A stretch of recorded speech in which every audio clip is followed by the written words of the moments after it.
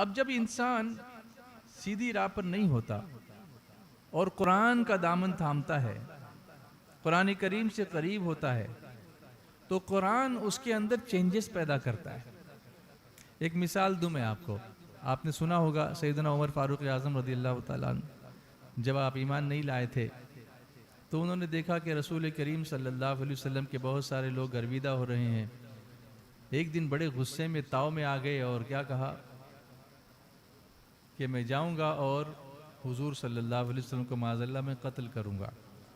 تو تلوار ہاتھ میں لے کے نکلے، راستے میں ایک شخص ملے، انہوں نے کہا عمر بہت غضب میں دکھ رہے ہو، کیا حال ہے، کہاں جا رہے ہو؟ کہا اور حضور صلی اللہ علیہ وسلم کا نام لیا، کہا ان کو میں قتل کروں گا۔ کہا ان کو بعد میں قتل کرنا، پہلے اپنے گھر جاؤ، اپنی بہن کو بہنوئی کے دیکھو، وہ مسلمان ہو گئے۔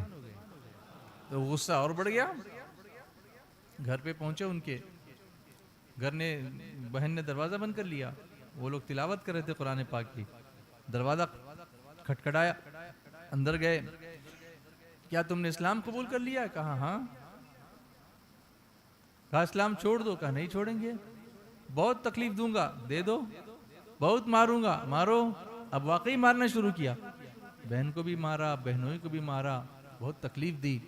اب بہن نے آنکھ میں آنکھ ڈال کے کہا، وہ بہن جو کبھی اپنے بھائی کی آنکھ میں آنکھ ڈال کے نہیں بولتی تھی، قرآن نے اس کے سینے میں وہ طاقت پیدا کر دی، کیونکہ سیدھی راہ پہ چلنے والا کبھی کسی سے ڈرتا نہیں ہے۔ میں آپ کو بتاؤں، اگر کوئی راستے سے چل رہا ہو اور سامنے سے کوئی بھی آ جائے، آفیسر آ جائے، پولیس آ جائے، اگر آپ نے کچھ رانگ نہیں کیا ہے تو آپ سیدھی راہ پہ چل رہے ہیں، آپ ڈریں گے نہیں، لیکن آپ نے سگنل توڑا ہے تو آپ ڈریں گے۔